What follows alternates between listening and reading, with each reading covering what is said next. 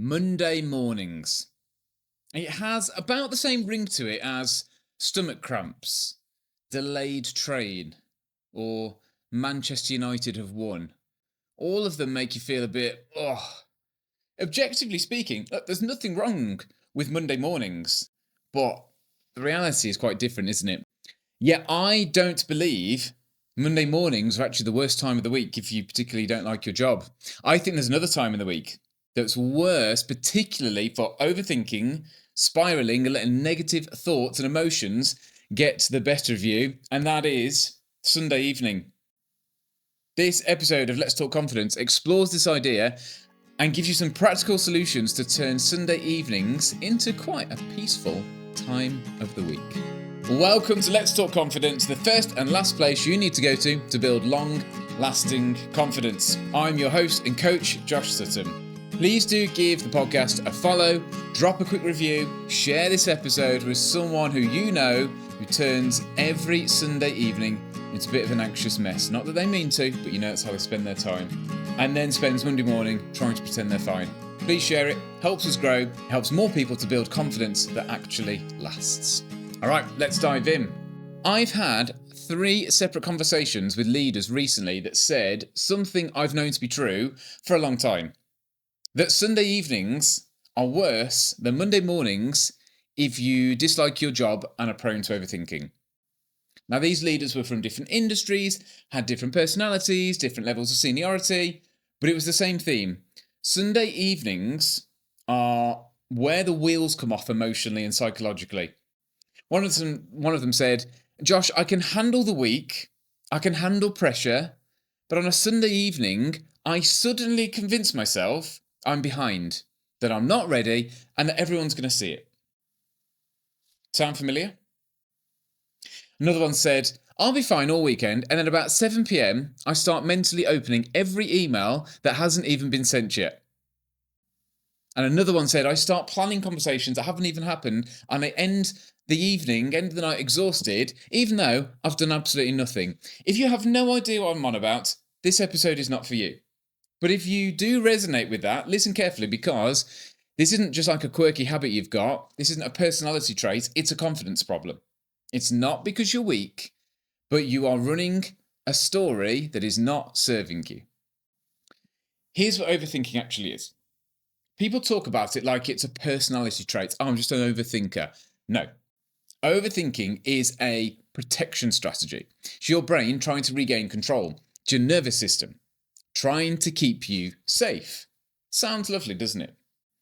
Your brain, it'll look at the week ahead, senses the uncertainty, and it does what it thinks it's supposed to do, which is try to predict everything, put things in place, tries to solve the future and bring a sense of control to the unknown. Tries to eliminate the risk, rehearse the pain so it won't hurt as much when it arrives. That's what this spiral is a form of protection. The problem is, it's protection that both comes at a cost and most often, quite simply, is unnecessary. It costs you your peace. It can cost you your sleep. Definitely costs you your confidence. And the irony is, it makes you less effective because on Monday morning, you start the week depleted. So why Sunday evening specifically? Well, Monday can be pretty busy, and busy in a way that can actually protect you because you're in motion, you're doing things, responding to what's in front of you. Sometimes you won't have time to think about how you think or feel. You've got meetings, messages, to-do lists, people need things from you, etc. There isn't that much room to sit and stare and let your brain run wild. Whereas Sunday evening, different story. Sunday evening gives your mind time. When your mind has time, and this isn't a bad thing, by the way, but when your mind has time and you're the type of person who carries responsibility, your mind often doesn't relax. Starts like scanning for danger, looking for problems, looking for things that could go wrong. And before you know it, you're spiraling again. And the spiral rarely starts with your calendar. It starts with the meaning you attach to the week ahead. Some common examples and some of the thoughts that people might have on Sunday evenings. What if the numbers don't come in? How will that meeting be received? Where do I even begin with tackling that tricky conversation? What if I get caught out? What if they realise I'm not as good as what I should be? What if I'm not enough? What if I mess up? What if I can't handle it? On the surface, these look like work worries, professional worries, but underneath, they're actually identity worries. They're stories about you, what you're capable of, whether you can cope, whether you're worthy of the position you're in, whether you'll be exposed, whether people think less of you if it goes wrong. This was me for years. And it used to, I'll be honest, it did my nutting. I'd sit there on Sunday nights, genuinely annoyed at myself. Why do I always do this? Why can't I just enjoy part of the weekend like a normal human being, like a normal person? But I learned that being annoyed at yourself doesn't fix the problem. It just adds shame on top of the anxiety, which is a bit like adding fuel to the flame when it comes to overthinking. Because if you feel shame, you feel even more pressure to get it right. And the more pressure you feel, the more you overthink. It's this beautiful, horrible, perfect little loop. The breakthrough for me was realizing that the spiral isn't caused by the thoughts, it's caused by the story underneath the thoughts. Let's unpack that a little bit. The thought is just the surface symptom. The story is the root, and if you change the story, everything changes with it. Because when the story changes, the thought loses its power. It makes sense anymore. The thought might still appear, but it doesn't hold, it doesn't hook you in, it doesn't drag you into this 2-hour battle with yourself where you lose and anxiety wins. So let's talk about these stories. There's many different flavors to them, if you like. Here's some of the most common ones that I see and hear in my coaching with leaders and business owners. Things like, I have to get it right or I'll lose respect. If I don't perform, I'm not valuable. I'm only as good as my last results. It's a nice little corporate one. I can't let people down. I'm behind. I should be further ahead by now. I'm not built for this. Other people have it figured out and I'm just still winging it. These stories create an emotional atmosphere where Sunday evening becomes a threat and you learn to dread it. And then your brain does what brains do, tries to keep you safe by thinking harder. But this is where I'm going to be brutally honest with you. Overthinking is not intelligence. Overthinking is simply fear. That's it. Overthinking is you trying to feel in control without taking action. It feels productive, but it isn't. It feels like preparation, but really it's just avoidance. And the cost of that avoidance is massive, not just in your mood, but in your career, in your business, in your relationships. Because the spiral, it distracts you, makes you smaller, makes you hesitate, reactive, second guess your decisions that you knew were already right. So what do we do about it?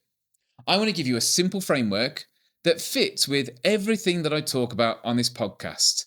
A little bit about identity, a little bit about intention, a little bit about implementation. Because the Sunday spiral, to give it a name, is an identity problem first, an intention problem second, and an implementation problem third. And what most people try to do is solve it backwards. They try to do the implementation only. Maybe you download a new planning template, get another PDF, you buy a productivity app, time block the calendar, and then you wonder why this feeling doesn't change, throwing mud at it and hoping something sticks. If you don't fix the identity story underneath, you just become a very organised overthinker. It's the same spiral, a neater way of doing it.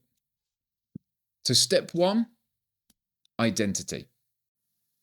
You have to name that story, not the thoughts, the underlying story.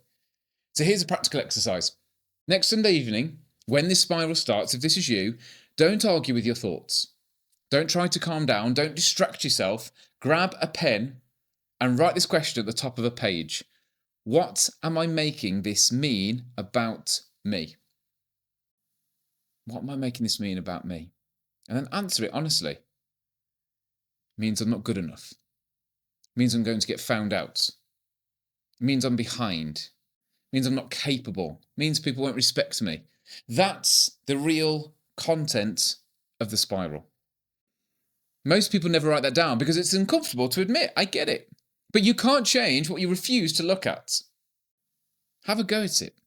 Then ask a second question. Where did I learn this story? Because you weren't born thinking you had to be perfect to be worthy. You learnt it from somewhere. You picked it up from somewhere. Probably have no idea where, but you picked it up from somewhere.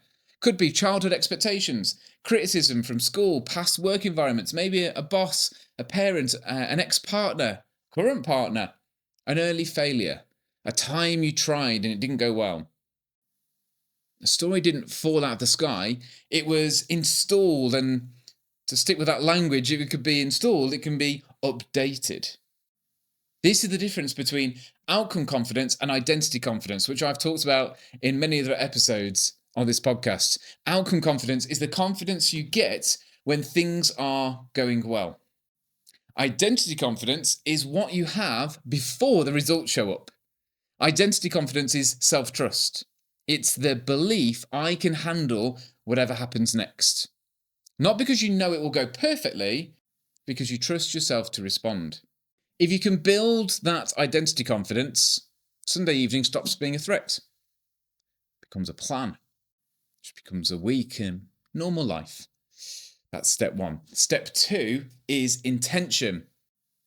Overthinking spirals because your mind is trying to hold too much at once. It's trying to solve everything, which means you feel like you're failing before you've even started. You need to give your brain a job, a clear one. Intention is about deciding what matters and what doesn't. On a Sunday evening, your intention is not to solve the week. Your intention should be set the next step. That's it. You're not trying to mentally live 5 days in advance, which often is what you're subconsciously trying to do. You're setting a direction and creating 1 or 2 concrete actions for Monday morning that you can do. And here's a tool that I use with clients all the time. Call it the Sunday reset. 15 minutes, timer on, 3 sections of paper. Section 1, brain dump. Write every worry, task, thought, and loose end that's in your mind. Get it out your head. Get it onto paper. Your brain is not built to just store everything and relax. It stores and panics. Get a piece of paper. Write it down. This is what brings calm. Not on your phone either. I can see you. If you need to go out and buy a notepad or order one online, do it. Okay? Not on your phone. Get it on a paper. Section 2, the real priorities. Circle the 3 things that actually matter this week. Not 10, just 3. Section 3, the first domino. What is the smallest action that moves each priority forwards? Not the whole project, the first step. Book the meeting, send the email, draft the outline, decide the next conversation. When you do this, your brain stops trying to protect you with endless thinking because you've given it something specific and something concrete. You've turned a vague threat into a plan. That's step 2. Step 3, implementation. This is where people either win or lose the battle because your Sunday spiral is not solved by insight. It's solved by a new pattern. You need to implement a shut down ritual, if you like, something that signals to you and your nervous system, we're done for the day.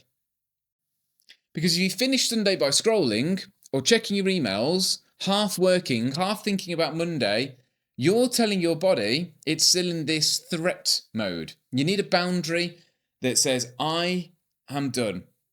I'm not going to go across it. And I'm not saying you need some magical evening routine where you meditate for 45 minutes and journal under candlelight. Like, keep it simple. Choose a cut-off point, whether it's a time or an action, whatever it is. Choose a repeatable action. Might be writing the first domino list and then making a cup of tea and watching something genuinely relaxing. It might be a short walk. It might be setting your clothes out for the next morning. It might be turning your phone off and reading a book. Whatever it is, the action isn't the point. It's the signal. The signal to your body that we're now done and we're switching off for the rest of the day. And you train this. It's the consistency is what trains your nervous system. Now, to address something important, some people listen to this and think, Josh, my job objectively is stressful.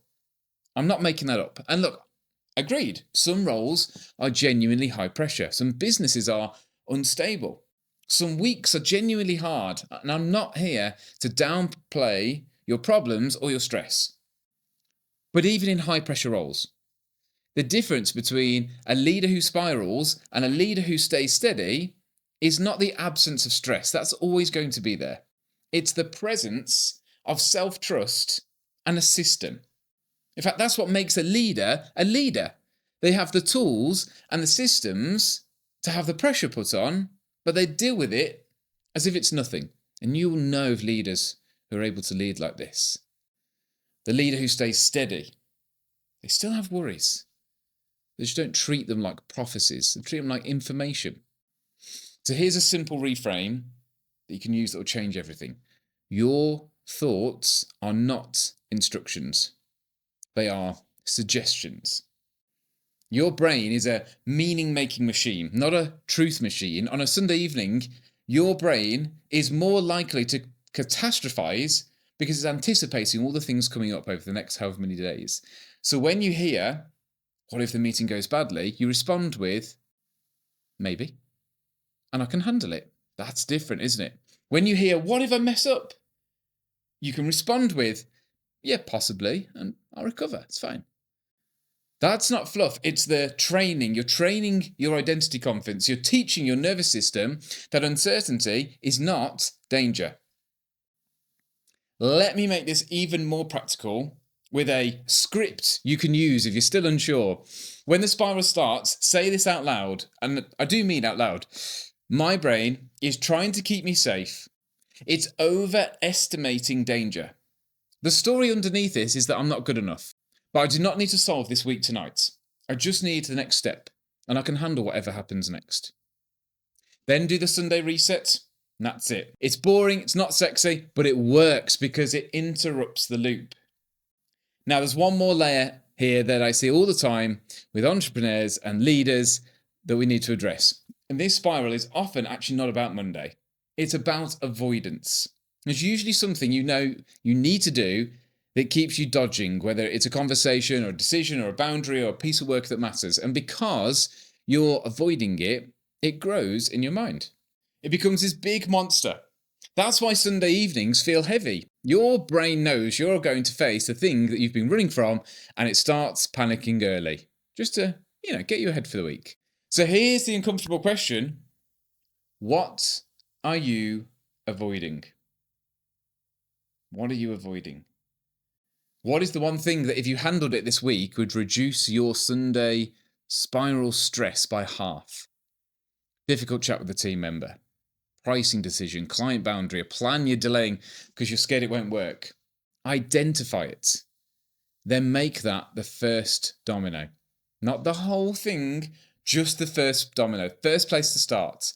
Send the message, book the time, draft the opening line, and the spiral begins to shrink when you stop running and start facing it. All right, let's pull all this together. Sunday evening spirals are not random, they are predictable. They happen when you have time to think, you sense uncertainty, and the story underneath the thought is one of self-doubt. Fixing it is not about being more positive. It's about becoming someone you trust.